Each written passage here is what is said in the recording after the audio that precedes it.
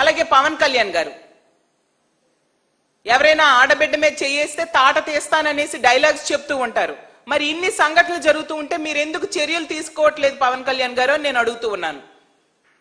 ఈరోజు తీసుకుంటే రాష్ట్రంలో శాంతి భద్రతలు పూర్తిగా వైఫల్యం చెందింది, శాంతి భద్రతలు కాపాడడంలో ప్రభుత్వం పూర్తిగా వైఫల్యం చెందింది అనే విషయం స్పష్టంగా అర్థమవుతుంది.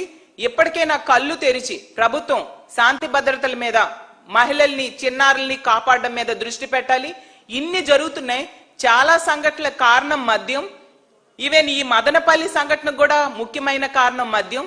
ఇంత ఘోరాలు ఈ మద్యం వల్ల జరుగుతూ ఉన్నా కూడా మన బడ్జెట్ లో చూస్తే రానున్న ఏడాదికి మద్యం అమ్మకాల ద్వారా ఆదాయం 30,000 కోట్లకి వాళ్ళు టార్గెట్ ఫిక్స్ చేయడం జరిగింది.